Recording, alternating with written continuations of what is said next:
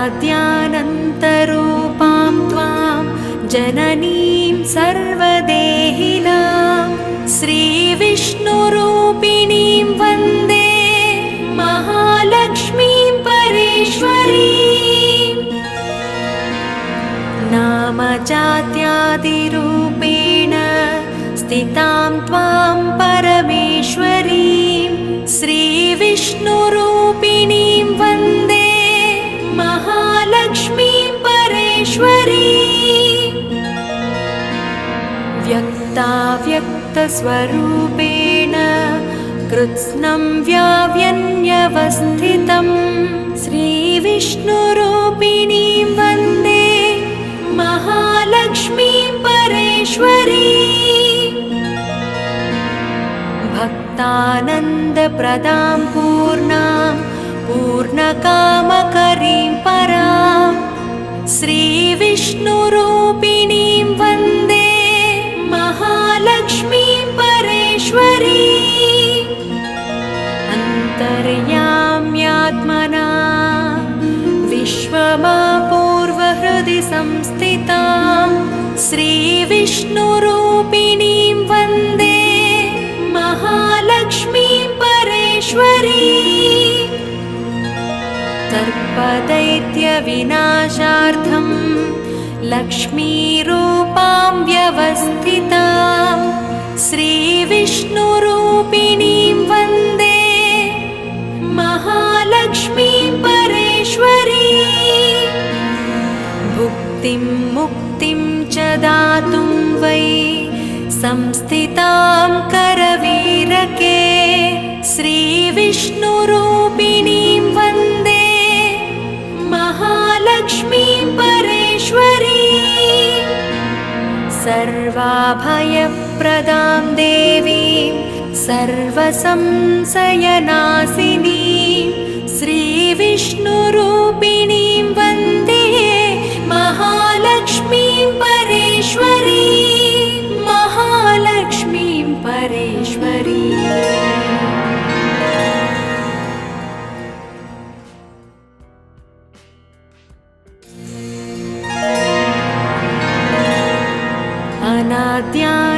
अनाद्यानन्तरूपां त्वां जननीं सर्वदेहिनां श्रीविष्णुरूपिणीं वन्दे महालक्ष्मीं परेश्वरीं।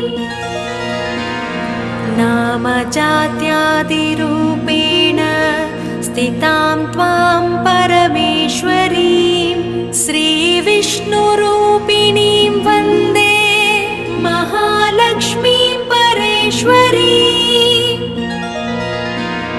व्यक्ताव्यक्तस्वरूपेण कृत्स्नं व्याव्यन्यवस्थितं श्रीविष्णुरूपिणीं वन्दे महालक्ष्मीं परेश्वरीं। भक्तानन्दप्रदां पूर्णां पूर्णकामकरीं परां श्रीविष्णुरूपिणीं वन्दे महालक्ष्मीं परेश्वरीं। अन्तर्याम्यात्मना विश्वमापूर्वहृदि संस्थितां श्रीविष्णुरूपिणीं वन्दे महालक्ष्मीं परेश्वरीं।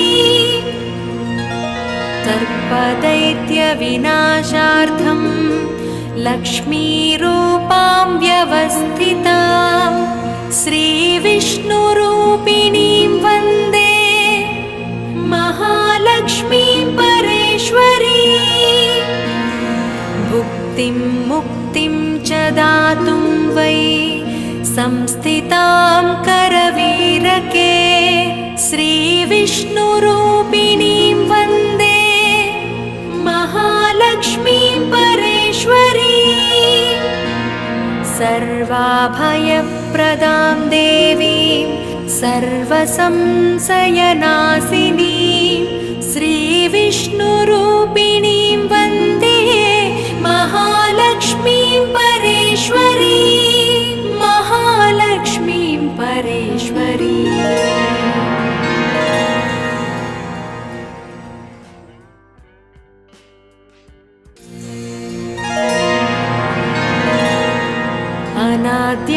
अनाद्यानन्तरूपां त्वां जननीं सर्वदेहिनां श्रीविष्णुरूपिणीं वन्दे महालक्ष्मीं परेश्वरीम्।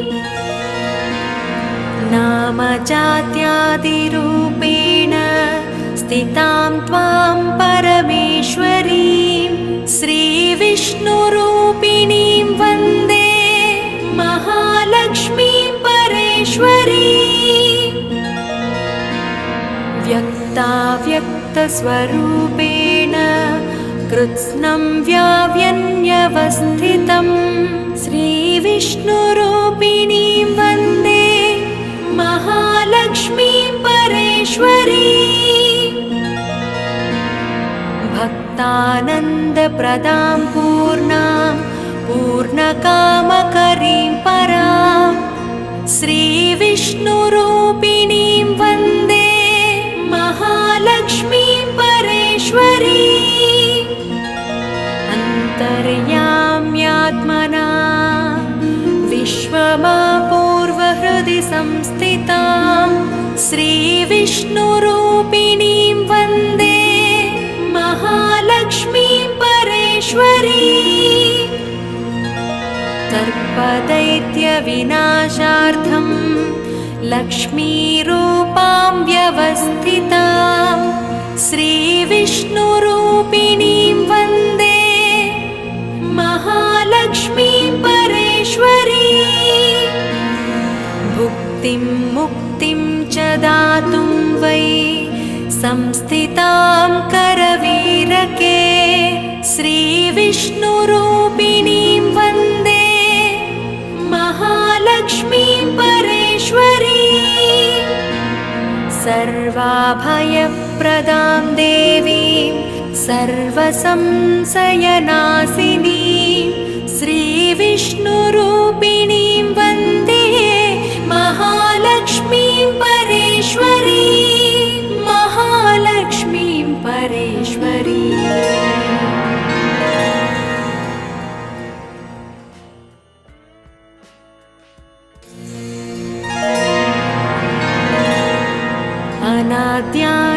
अनाद्यानन्तरूपां त्वां जननीं सर्वदेहिनां श्रीविष्णुरूपिणीं वन्दे महालक्ष्मीं परेश्वरीम्। नामजात्यादिरूपेण स्थितां त्वां परमेश्वरीं श्रीविष्णुरूपिणीं वन्दे महालक्ष्मीं परेश्वरीम्। व्यक्ताव्यक्तस्वरूपेण कृत्स्नं व्याव्यन्यवस्थितं श्रीविष्णुरूपिणीं वन्दे महालक्ष्मीं परेश्वरीम्। भक्तानन्दप्रदां पूर्णां पूर्णकामकरीं परां श्रीविष्णुरूपिणीं वन्दे महालक्ष्मीं परेश्वरीम्। अन्तर्याम्यात्मना विश्वमापूर्वहृदि संस्थितां श्रीविष्णुरूपिणीं वन्दे महालक्ष्मीं परेश्वरीम्। सर्पदैत्यविनाशार्थं लक्ष्मीरूपां व्यवस्थितां श्रीविष्णुरूपिणीं वन्दे महालक्ष्मीं परेश्वरीम्। भुक्तिं मुक्तिं च दातुं वै संस्थितां करवीरके श्रीविष्णुरूपिणीं वन्दे महालक्ष्मीं परेश्वरीम्। सर्वाभयप्रदां देवीं सर्वसंशयनाशिनीं श्रीविष्णुरूपिणीं वन्दे महालक्ष्मीं परेश्वरीम्। महालक्ष्मीं परेश्वरीम्।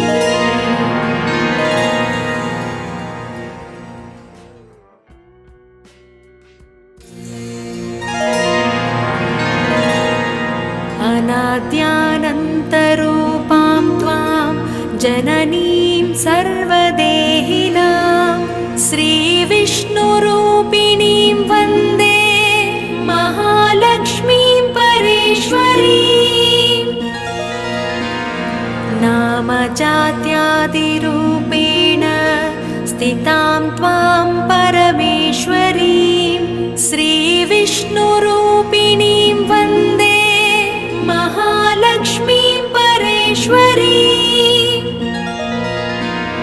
व्यक्ताव्यक्तस्वरूपेण कृत्स्नं व्याव्यन्यवस्थितं श्रीविष्णुरूपिणीं वन्दे महालक्ष्मीं परेश्वरीं भक्तानन्दप्रदां पूर्णां पूर्णकामकरीं परां श्रीविष्णुरूपिणीं वन्दे महालक्ष्मीं परेश्वरीं अन्तर्याम्यात्मना विश्वमापूर्वहृदि संस्थितां श्रीविष्णुरूपिणीं वन्दे महालक्ष्मीं परेश्वरीं सर्पदैत्यविनाशार्थं लक्ष्मीरूपां व्यवस्थितां श्रीविष्णुरूपिणीं वन्दे महालक्ष्मीं परेश्वरीं भुक्तिं मुक्तिं च दातुं वै संस्थितां करवीरके श्रीविष्णुरूपिणीं वन्दे महालक्ष्मीं परेश्वरीं सर्वाभयप्रदां देवीं सर्वसंशयनाशिनीं श्रीविष्णुरूपिणीं वन्दे महालक्ष्मीं परेश्वरीं महालक्ष्मीं परेश्वरीं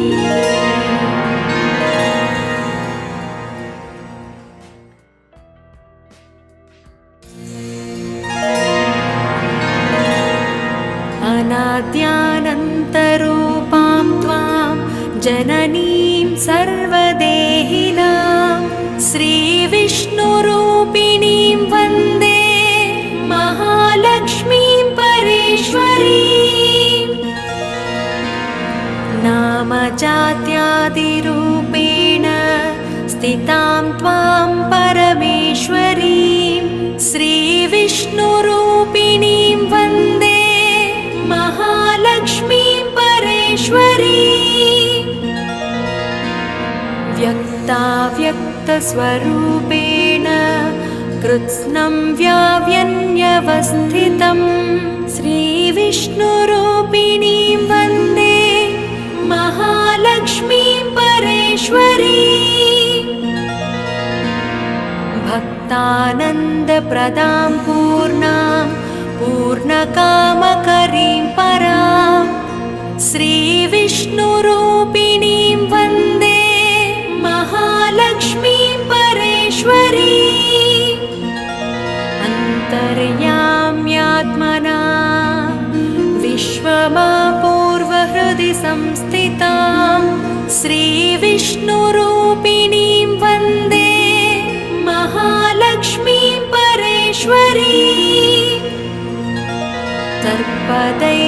सर्पदैत्यविनाशार्थं लक्ष्मीरूपां व्यवस्थितां श्रीविष्णुरूपिणीं वन्दे महालक्ष्मीं परेश्वरीं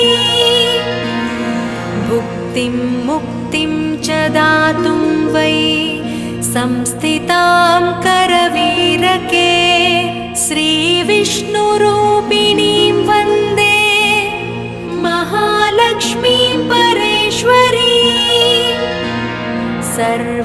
सर्वाभयप्रदां देवीं सर्वसंशयनाशिनीं श्रीविष्णुरूपिणीं वन्दे महालक्ष्मीं परेश्वरीं महालक्ष्मीं परेश्वरीं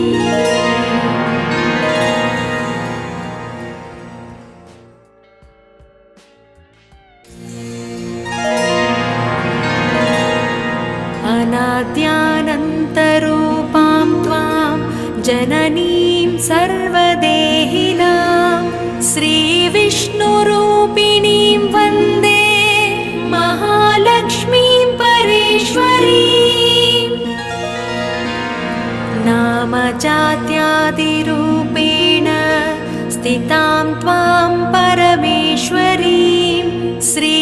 श्रीविष्णुरूपिणीं वन्दे महालक्ष्मीं परेश्वरीं व्यक्ताव्यक्तस्वरूपेण कृत्स्नं व्याव्यन्यवस्थितं श्रीविष्णुरूपिणीं वन्दे महालक्ष्मीं परेश्वरीं भक्तानन्दप्रदां पूर्णां पूर्णकामकरीं परां श्रीविष्णुरूपिणीं वन्दे महालक्ष्मीं परेश्वरीं अन्तर्याम्यात्मना विश्वमापूर्वहृदि संस्थितां श्रीविष्णुरूपिणीं वन्दे महालक्ष्मीं परेश्वरीं सर्पदैत्यविनाशार्थं लक्ष्मीरूपां व्यवस्थितां श्रीविष्णुरूपिणीं वन्दे महालक्ष्मीं परेश्वरीं भुक्तिं मुक्तिं च दातुं वै संस्थितां करवीरके श्रीविष्णुरूपिणीं वन्दे महालक्ष्मीं परेश्वरीं सर्वाभयप्रदां देवीं सर्वसंशयनाशिनीं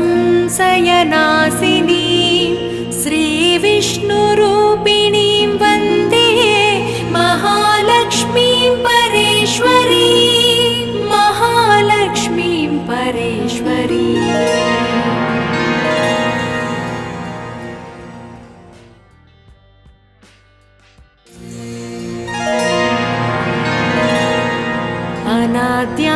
अनाद्यानन्तरूपां त्वां जननीं सर्वदेहिनां श्रीविष्णुरूपिणीं वन्दे महालक्ष्मीं परेश्वरीं नामजात्यादिरूपेण स्थितां त्वां परमेश्वरीं श्रीविष्णुरूपिणीं वन्दे महालक्ष्मीं परेश्वरीं व्यक्ताव्यक्तस्वरूपेण कृत्स्नं व्याव्यन्यवस्थितं श्रीविष्णुरूपिणीं वन्दे महालक्ष्मीं परेश्वरीं भक्तानन्दप्रदां पूर्णां पूर्णकामकरीं परां श्रीविष्णुरूपिणीं वन्दे महालक्ष्मीं परेश्वरीं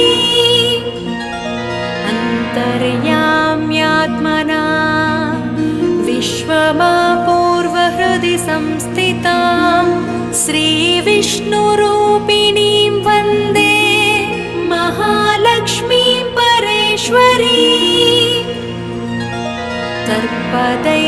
सर्पदैत्यविनाशार्थं लक्ष्मीरूपां व्यवस्थितां श्रीविष्णुरूपिणीं वन्दे महालक्ष्मीं परेश्वरीं भुक्तिं मुक्तिं च दातुं वै संस्थितां करवीरके श्रीविष्णुरूपिणीं वन्दे महालक्ष्मीं परेश्वरीं सर्वाभयप्रदां देवीं सर्वसंशयनाशिनीं श्रीविष्णुरूपिणीं वन्दे महालक्ष्मीं परेश्वरीं महालक्ष्मीं परेश्वरीं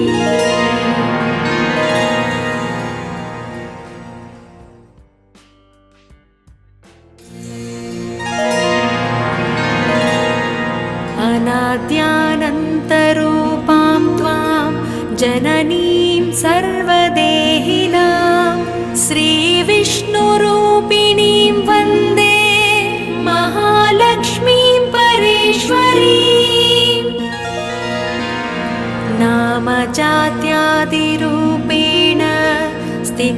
त्वां परमेश्वरीं श्रीविष्णुरूपिणीं वन्दे महालक्ष्मीं परेश्वरीम् व्यक्ताव्यक्तस्वरूपेण कृत्स्नं व्याव्यन्यवस्थितं श्रीविष्णुरूपिणीं वन्दे महालक्ष्मीं परेश्वरीम् भक्तानन्दप्रदां पूर्णां पूर्णकामकरीं परां श्रीविष्णुरूपिणीं वन्दे महालक्ष्मीं परेश्वरीम् अन्तर्याम्यात्मना विश्वमापूर्वहृदि संस्थितां श्रीविष्णुरूपिणीं वन्दे महालक्ष्मीं परेश्वरीम्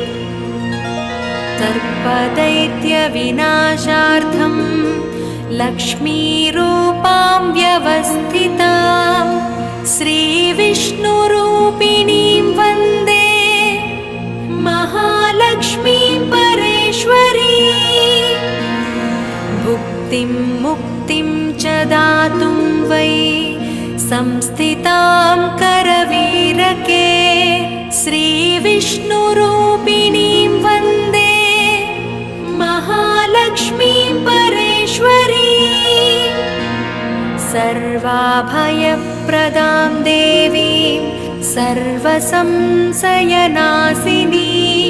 श्रीविष्णुरूपिणीं वन्दे महालक्ष्मीं परेश्वरीम् महालक्ष्मीं परेश्वरीम्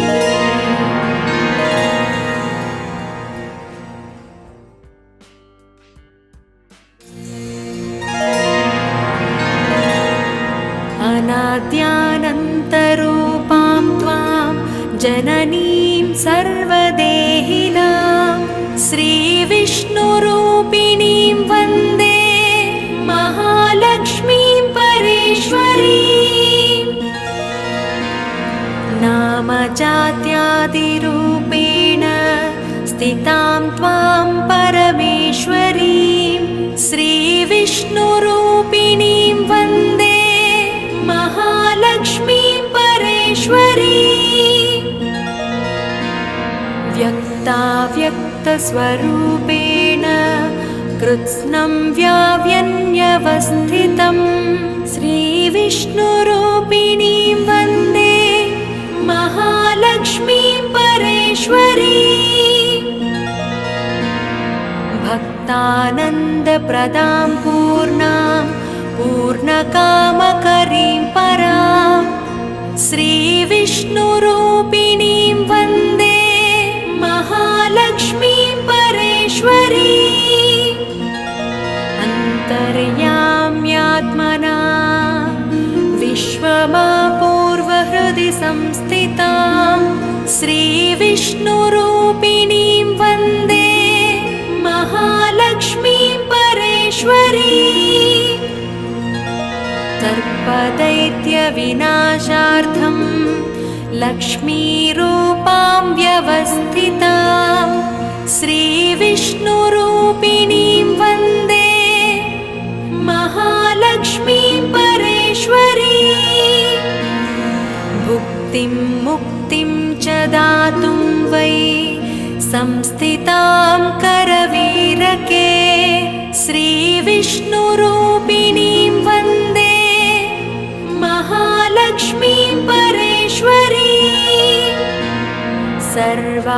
सर्वाभयप्रदां देवीं सर्वसंशयनाशिनीं श्रीविष्णुरूपिणीं वन्दे महालक्ष्मीं परेश्वरीम् महालक्ष्मीं परेश्वरीम्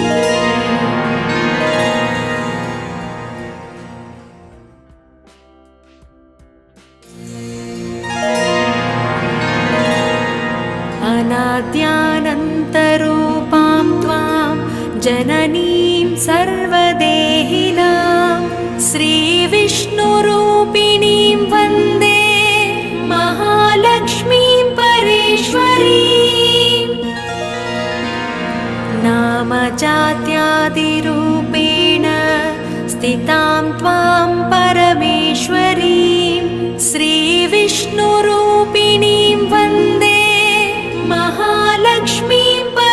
परेश्वरी व्यक्ताव्यक्तस्वरूपेण कृत्स्नं व्याव्यन्यवस्थितं श्रीविष्णुरूपिणीं वन्दे महालक्ष्मीं परेश्वरी भक्तानन्दप्रदां पूर्णां पूर्णकामकरीं परां श्रीविष्णुरूपिणीं वन्दे महालक्ष्मीं परेश्वरी अन्तर्याम्यात्मना विश्वमापूर्वहृदि संस्थितां श्रीविष्णुरूपिणीं वन्दे महालक्ष्मीं परेश्वरी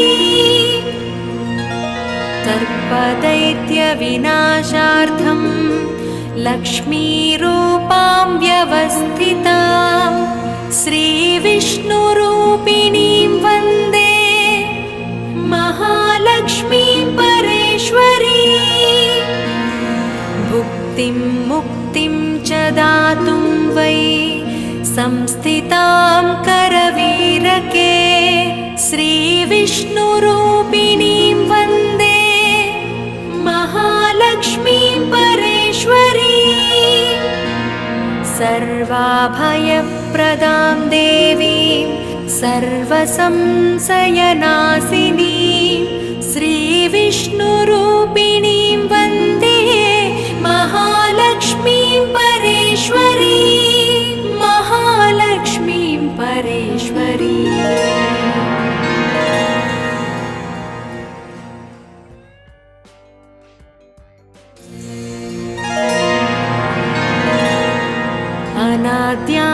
अनाद्यानन्तरूपां त्वां जननीं सर्वदेहिनां श्रीविष्णुरूपिणीं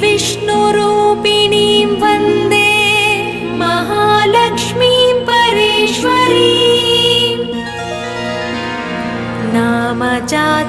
नामजात्यादिरूपेण स्थितां त्वां परमेश्वरीं श्रीविष्णुरूपिणीं वन्दे महालक्ष्मीं परेश्वरी व्यक्ताव्यक्तस्वरूपेण कृत्स्नं व्याव्यन्यवस्थितं श्रीविष्णुरूपिणीं वन्दे महालक्ष्मीं परेश्वरी भक्तानन्दप्रदां पूर्णां पूर्णकामकरीं परां श्रीविष्णुरूपिणीं वन्दे महालक्ष्मीं परेश्वरी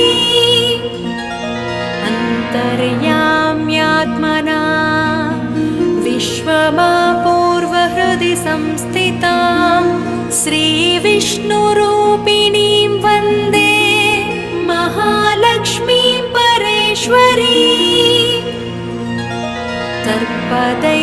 सर्पदैत्यविनाशार्थं लक्ष्मीरूपां व्यवस्थितां श्रीविष्णुरूपिणीं वन्दे महालक्ष्मीं परेश्वरी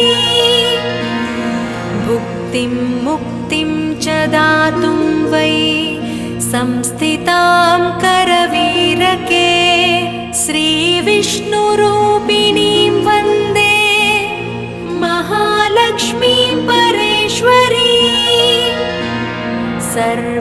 सर्वाभयप्रदां देवीं सर्वसंशयनाशिनीं